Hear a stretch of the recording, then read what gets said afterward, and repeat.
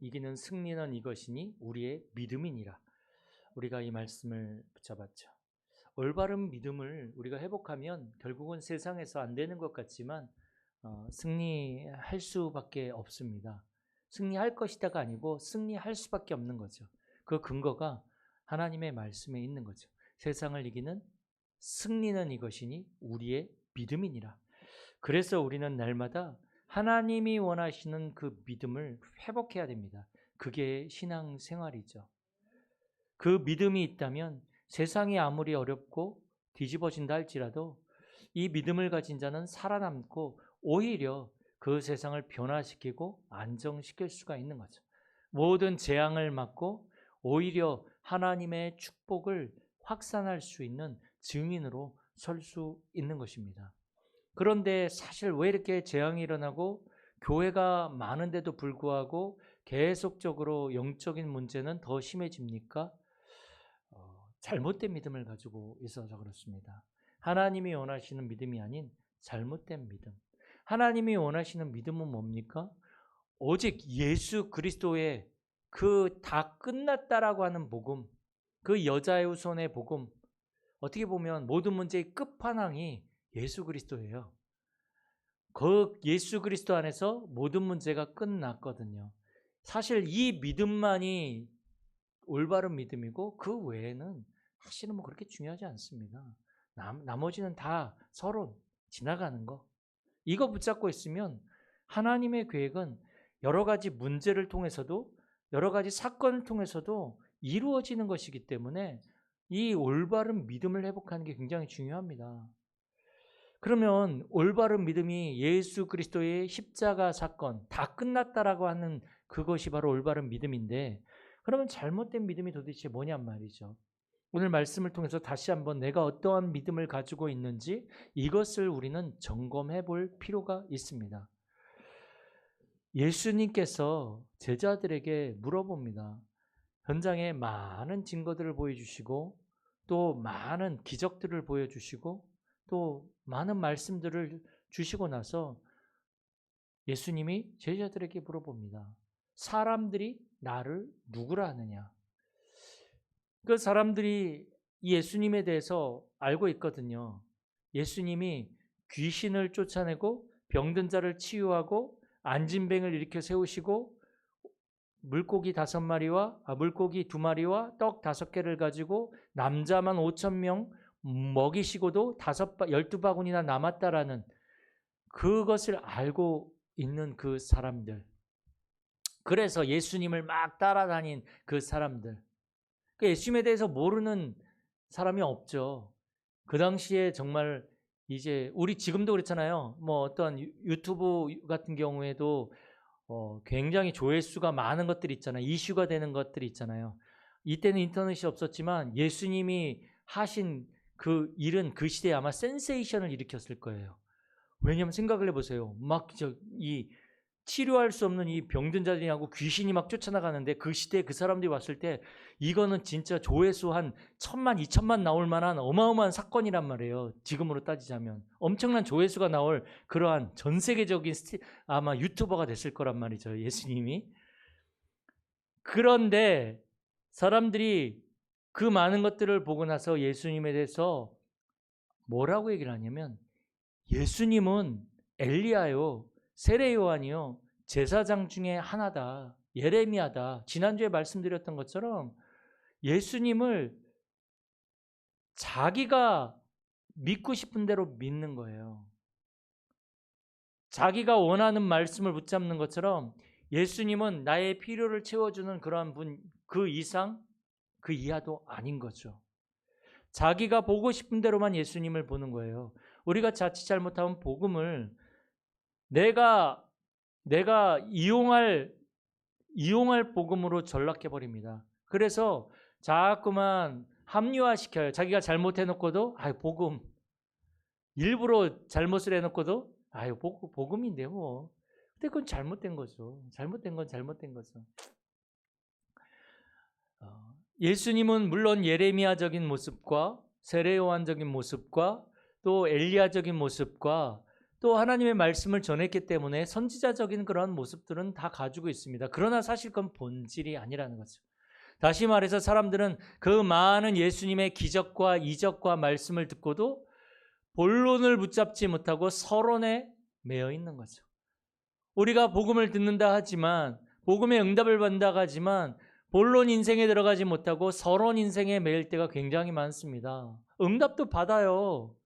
막 경제의 축복도 받아요. 그런데 서론 인생.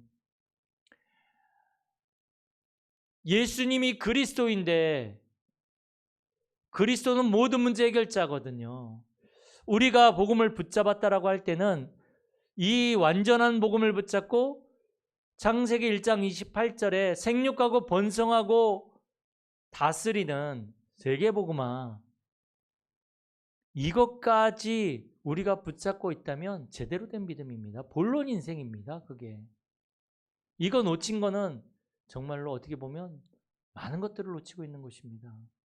우리의 인생이 정말로 하나님과 함께 하시는 축복을 회복했다면 그리스도로 말미암아 당연히 우리가 살아가는 삶의 미션은 정복하고 누리고 다스리는 삶을 살 수밖에 없고, 하나님은 거기에 필요한 넓히시는 세계복음화의 경제와 이것들을 하나님은 우리에게 응답으로 주시는 겁니다. 사람들이 지금 믿는다고 하지만 믿는 그 목적과 동기가 하나님의 언약과 하나님의 말씀과 하나님의 나라와 상관이 없는 거 있죠. 그러니 어떻게 진짜 응답을 받겠냔 말이죠. 그 믿음이 종교적, 율법적 믿음을 갖고 있는 거예요. 종교가 뭐라 그랬죠? 내가 기준인 거예요. 내가 기준. 내가 선택하고 내 기준으로 판단하고 내 기준으로 가는 것이 종교예요. 그 종교적 믿음을 가지고 있는 거예요. 율법적. 이러면 안 돼. 저러면 안 돼. 어디서 많이 듣던 말이죠. 어디서 들었을까요? 부모한테 제일 많이 듣는 말이죠. 그리고 형식적인 믿음, 알고는 있어요. 알고는 있는데 머리에만 있는 거예요. 머리에만. 교리적으로 관념적으로만 믿는 거예요. 한 번도 하나님을 만난 걸 체험한 적이 없어요. 한 번도 예수가 그리스도고 모든 문제 해결자라는 사실을 체험해 본 적이 없는 거예요. 그러니까 말씀을 듣고 말씀 붙잡고 기도도 한다고 하지만 사실 나하고는 안 맞는 거죠. 그러니 성령이 역사하지 않고 사실적으로 흑암이 결박되지 않습니다. 오직 복음에만 이 사단이 결박이 되어지는데, 그러니까 계속 가문의 영적 문제가 계속적으로 그 사람과 그 사람 인생에서 떠나가지가 않는 거예요.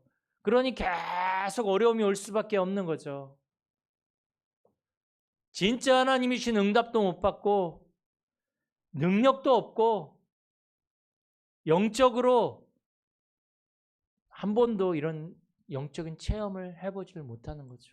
이게 잘못된 믿음입니다. 진짜 믿음이 뭡니까? 진짜 믿음을 회복해야 합니다.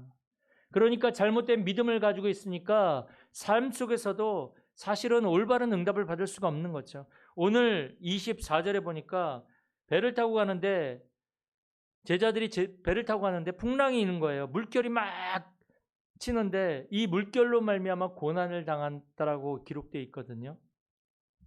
우리가 사실 어떻게 보면 인생에 배를 타고 가는 거잖아요. 지금 배를 타고 큰 넓은 바다에 나왔어요. 넓은 바다에 나왔는데 분명히 우리는 이 방향은 분명히 정해졌어요. 그런데 물결이 막 치고 그러면 겁이 나잖아요. 우리 인생에 내가 길을 걸어가는데 어려움의 물결과 여러 가지 갈등의 물결과 문제의 물결이 닥치면 어떻게 됩니까? 두렵잖아요. 그것 때문에 고난을 당하잖아요.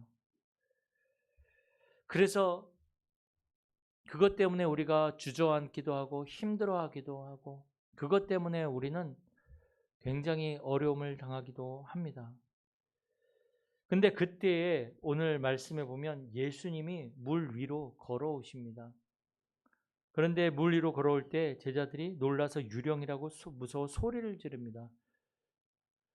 말도 안 되는 일이라고 생각을 하는 거죠. 왜냐하면 지금까지 물 위로 그것도 풍랑이 있는 그 물 위로 걸어온 사람을 본 적이 없는 거죠. 내 생각과 내 경험, 내 지식에 근거하면 지구가 생기고 나서 그런 적이 한 번도 없었던 거죠. 어떻게 보면 우리 틀에 갇혀 있는 거죠. 예수님인 것 같은데 예수님도 그렇게 할 수 없다라고 생각을 하는 거죠.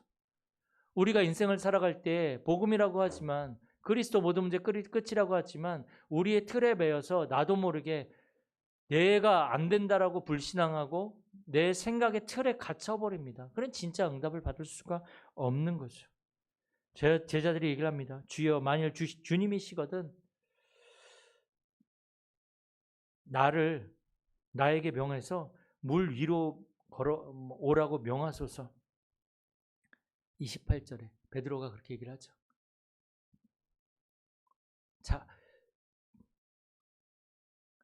자기도 이제 걸어보고 싶으니까 그랬겠죠. 근데 실질적으로 걷습니다. 예수님이 오라고 하시니까 걷는 거예요. 말씀 따라가니까 되는 거죠. 그런데 문제가 생기죠.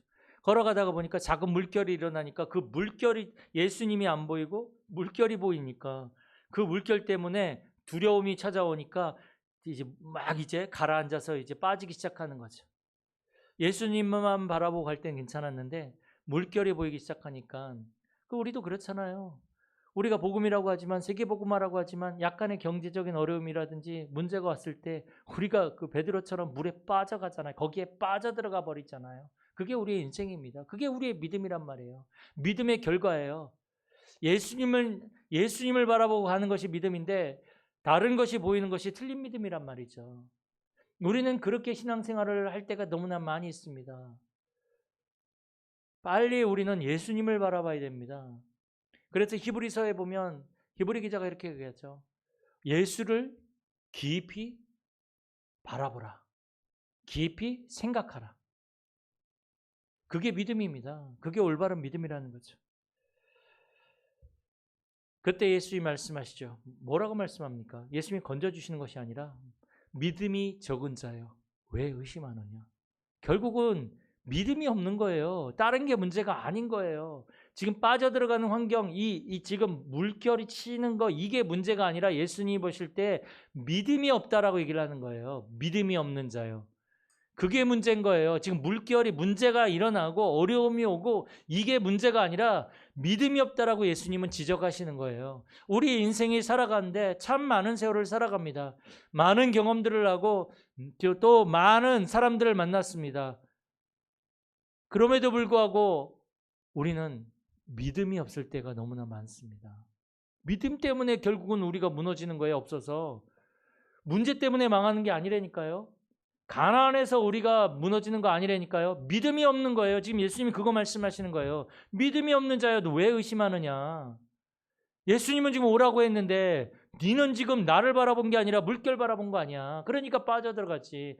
네가 세계복음 한다며 그리스도 바라본다며. 근데 왜 문제에 빠져서 왜 자꾸 어려움에 그렇게 빠져들어가냔 말이에요. 믿음이 적은 자요. 왜 의심하냐. 그 얘기를 하고 계시는 거예요.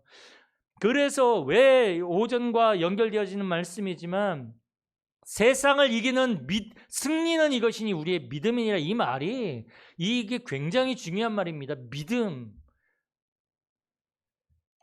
그래서 우리의 믿음, 우리는 올바른 믿음을 가져야 하는데 의심하지 말아야 됩니다. 왜 의심합니까? 말씀 붙잡으면 그냥 망하더라도 그 말씀 믿고 가세요. 하나님은 말씀을 이루십니다. 하나님은 말씀을 성취하십니다. 사람의 말은 그렇게 잘 들으면서 또 환경은 그렇게 바라보면서 왜 하나님의 말씀만 안 믿습니까? 하나님의 말씀을 붙잡아야 됩니다. 그래서 마태복음 16장 16절에 베드로가 고백한 대로 주는 그리스도시요 살아계신 하나님의 아들이시다. 고백. 끝났다. 문제가 왔을 때 끝났다라고 일단 고백하고 선포하고 보는 겁니다. 거기에서 시작하는 것입니다. 하나님의 언약과 하나님의 나라가 나의 삶의 이유요 삶의 목표가 되어줘야 됩니다. 하나님의 나라. 하나님 지금 내게 하나님의 나라 임하게 하옵소서. 이 문제와 내가 이 문제에 빠져들어가고 있는데 하나님 나에게 믿음을 주셔서 하나님의 나라가 이곳에 임하게 하여 주옵소서. 그것을 이제 제자들이 빠져들어갔을 때 예수님이 그들을 건져주시잖아요. 그때 사람들이 그런 모습을 보고 뭐라고 얘기를 합니까?